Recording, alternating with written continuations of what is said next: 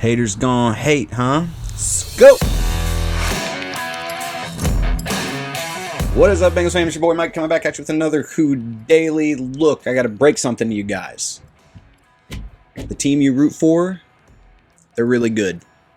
You already know that, though, because I tell you how good they are all the time.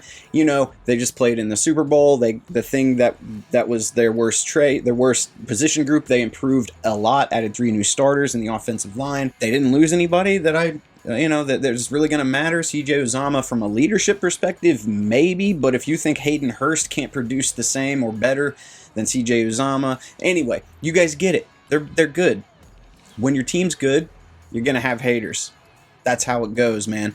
But there's one specific one, and I go back and forth on whether to call him a hater necessarily. I think he's just doing his job. I mean, it's difficult to talk about 32 NFL teams all the time and have unique opinions about them.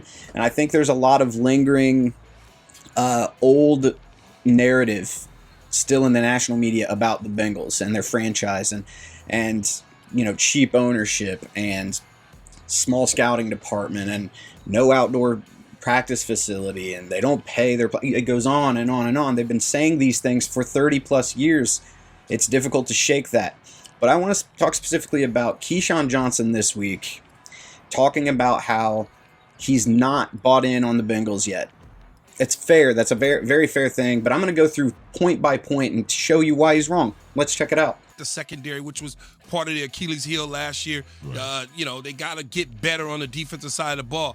Okay, so he starts off talking about the defensive backfield, the secondary, which he says they need to get better on that side of the ball.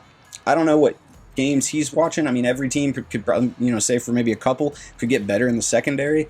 But their secondary didn't lose them a whole lot of games. They struggled at the beginning of the year, and then they got better as the year went on. They brought back all of their starters in the secondary, and they drafted 2 safeties and a corner in the draft. If that's not addressing any perceived problems, not sure what is. They also were a top 10 run defense team last year. So I'm not sure where Keyshawn's coming from with they needed to improve on the defensive side of the ball. In fact, most people will tell you that their defense was a huge part of the Super Bowl run. Thank you! Their defense kept them in games. Joe Burrow clutched up and made the plays that he had to make in order to advance them. That was part of the recipe. So I'm not sure where he's coming from with the defense needing to improve, but I do like that he admits they're a good football team. That's a start. I think they're a good football team. What? Did we just become best friends? Yup! There's no question about it, but I don't think that they are at the top of the class of the AFC Conference. And I know it sounds weird. They went and represented the AFC Conference in the Super Bowl. But every now and then you have a sneak-up type team that sneaks up on somebody like a Kansas City and beats them, and then everybody all of a sudden pushes their chips toward that team. And I think Cincinnati potentially could be one of those. Okay, potentially could be one of those. The Bengals, are they? Are them? Are those? They didn't sneak up on Kansas City. They beat them twice. Kansas City should have been unsneak-upable on after the Bengals spanked that ass the first time, right? Not that they did. It was a close game. Both games were really close and good games, but the Bengals didn't sneak up on anybody. You don't sneak up on people in the playoffs. Every team in the playoffs is good enough to be there, and you don't overlook them. You think the Raiders overlook them? You think the Chiefs overlook them in the playoffs after already losing to them? First of all, the NFL, you don't sneak up, man. And Keyshawn should know this. Like, if you're going into work any given day, any given weekday in the NFL with the mindset of, oh, we just play Team X this week, we don't need to worry about it. That doesn't happen, man. That just isn't a thing. Nobody overlooks these teams. Like, you may say, oh, these young kids in the back of the head, well, you don't know that, man. And the idea that the Bengals snuck up on people in the playoffs, it's weird that this mindset exists, that oh, now everybody's going to know how to beat you. Why? They didn't figure it out last time. I don't mean to poo-poo on their success, but I would be very cautious to think that they're going to be back in the same sort of situation again this season because of what happened and occurred last season. The ball bounced perfectly for them. Let's be honest with each other. I mean, I don't know how many Bengals games Keyshawn Johnson watched last year, but I watched every single minute of every single game. And I can tell you, yeah, there were a few games, a few primetime games, a few even in the playoffs games where they did get some good lucky bounces. That happens in every football season. I could go back, if you really wanted to look at it, we could go back to every team that's ever played in the Super Bowl and look at the season that they played in and find lucky bounces in that season where it's like, man, if that would have gone just the other way, they wouldn't even have made the playoffs. Or if that one playoff game, they barely won it, and it's just a couple lucky bounces here or there. I mean, you could say that about just about any team, and I don't know why it's all of a sudden a big deal for the Bengals, especially because if you watch the games that they lost in one-score games, so they won 4 one-score games and lost 5 of them. Get out of here. They lost 5 of them. So they were 4-5 in one-score games, and some of those one-score games included a game against the Bears where Joe Burrow inexplicably and completely out of character threw 3 straight interceptions. They still almost won that game, right? They ended up losing. The game against Mike White, where it's just like, what the hell is going on, where nothing went their way. There's a game that they lost because they couldn't field a punt, right? They had 2 or 3 muffed punts in one game. These are things that I promise you, Bengals fans don't feel like the Bengals got lucky in any of those games. The Bengals, if they really did get lucky last season, would have had the number 1 seed in the AFC because they would have won all of those one-score games, right? That's for as many examples of luck that guys like Keyshawn Johnson will point out to you and other Bengals haters will point out to you, I could point to one and probably multiple instances of bad luck in their game. Now, you can say injury luck for sure. They did, by and large, stay pretty healthy. But, again, go back and look at every team that's ever won the Super Bowl, and I would be willing to bet you that they had some pretty good injury luck, that they had most of their starters and stars on the field for their playoff run.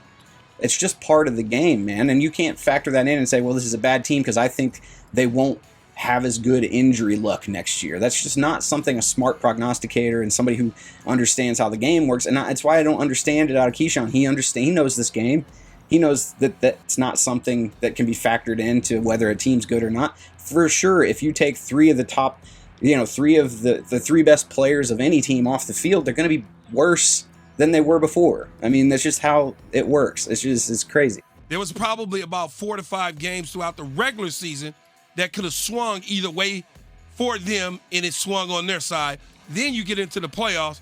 That Las Vegas Raider playoff game could have very easily gone their way. Did you guys watch the Raiders? Did you watch that playoff game? I watched it. The Bengals dominated that game. I mean, they were in control for the entire game until the last 3 or 4 minutes of the game, essentially. Like, we're obviously the better team. They should have won. It would have been a lucky thing. It would have been the lucky thing would have been for the Raiders to have won. If the Raiders would have won that game somehow and pulled it out after playing like complete trash and getting outmatched from a play calling perspective the entire game, if the Raiders would have won that game, it would have been lucky for them. But the Bengals were the better team, and it was obvious in that game. That's the game I saw anyway. So I don't know what he's talking about with the Raiders. That's a bad example. And people say, well, how could you say that? They went to the AFC Championship. They beat Kansas City. Oh, my God, they took care of business, blah, blah, blah, blah, blah. Blah, blah, blah, blah, blah. The blah, blah, blah, blah, blah Keyshawn's talking about is that they game planned and outplayed everyone's favorite superstar mutant quarterback in Patrick Mahomes 2 times. And they did it the same way both times. They got absolutely thrashed in the first half of both games, came back in the second half. The defense figured out, Lou Anarumo and the defense figured out what Andy Reid and Patrick Mahomes were trying to do to them. They adjusted, and there was no readjustment that the Chiefs could do in time to beat the Bengals in those games. That's good coaching, man. And they did it twice. The blah, blah, blah he's talking about, it's like throwing out, it's like talking about America's record in wars and then throwing out the Revolutionary War, saying, well, blah, blah, blah, it won the revolution, blah, blah, blah. No, dude, that was the biggest army in the world at the time, and it was a bunch of farmers with makeshift weapons and guerrilla warfare fighting off the biggest army on the planet. that's you can't just throw out all the good stuff and be like, yeah, but you're butting a lot of stuff. You're butting accomplishments that the Bills didn't achieve. Everybody's talking about the Bills being the team to beat in the AFC this year. The Bills couldn't figure out how to beat the Chiefs. Is it a blah blah blah for the Bills because they can't figure? It's come on, Key. Yeah, but every now and then you get on a little magical ride and you become the Cinderella story, and everybody likes Joe Burrow because he wore the chain and he's got some swag to him. I mean, I don't like your tone, but you're right. Everybody does like Joe Burrow because he got the chain, he got the swag to him. But every once in a while, a team just gets freaking good, man. Every once in a while, a good quarterback gets drafted, and it changes a franchise. Get used to it, buddy. And we put a lot of yeast on that sort of stuff. I don't know what that means, putting yeast on stuff. But let's be honest. Let's see now where these defensive coordinators across the league, they have a different book on you now. Mm-hmm. You have more film out there. They've had all offseason. You know, those older statement defensive coordinators with a little bit of dandruff on their shoulders with the gray hair that's been around for a while. They're studying from January to whenever they play them about the Cincinnati Bengals. That's just the reality of it. Who's he talking about? Rex Ryan? I'm not worried about Rex Ryan or whoever. So he starts this off by saying, let's be honest with each other. All right, Key, you want to be honest with each other? The Bengals had the worst offensive line in the league last year. That shut off Zach Taylor and Joe Burrow from calling about half of the playbook. They just couldn't protect him. They couldn't protect Joe long enough to even call those plays. So you already have from a playbook perspective, the other team knows this, Key. The other team knows their playbook's cut in half. We only have to prepare for about half of what they can do because their offensive line is garbage. So you tie a hand behind the Cincinnati Bengals back, right? And they still go out and figure out how to beat all these old crusty defensive coordinators with the dander up front. First of all, man, who are you even talking about? But second of all, they couldn't figure out how to beat him with one hand tied behind his back. What's going to happen now that he's got the first full offseason Joe Burrow has ever had as a pro? Ever. When he got drafted, it was the COVID season. No OTAs, no minicamp. The next season, he was hurt, had a knee injury, couldn't participate fully in the offseason workouts, and not until late in training camp did he even join the team. He's never had a full offseason to even implement the full playbook. Now he has that. He's healthy, and he's got an offensive line that is going to unlock the rest of the playbook, Key. I don't know why you think that all of a sudden defensive coordinators have figured out Joe Burrow. They didn't figure him out last year when he couldn't even call 5-step drops. They could barely run play actions because nobody cared about stopping the run if you could get the quarterback on the ground before he hands the ball off. So I don't know what. Just do better, man. Just do better. That's all. Okay, so you heard the man. That's just the reality of it. These old defensive coordinators are going to be mad at Joe Burrow and the Bengals and have a whole offseason to prepare for him. Well, guess what, bud? The Bengals offense has all offseason to prepare for them. And when we gave the Bengals offense time to figure out what the other team was trying to do on defense, they performed pretty well. In fact, let me check just to make sure. Yeah, they went to the Super Bowl. Oh, how about that? So, Key, you can hate all you want, bud. And the thing is, I'm laying it on Keyshawn right now because he's the one that is in the news right now. He's the latest one to do this. But you'll see it all over the place. You'll see it on Twitter. You see it wherever. It's just know, guys, just know, like I said from the beginning, you root for a really good football team, and there are plenty of people who cannot stand that type of change in narrative, especially when it includes your team not doing very well. Right, Key? Until next time, Bengals fans, I've been Mike. This has been Who Daily. See ya.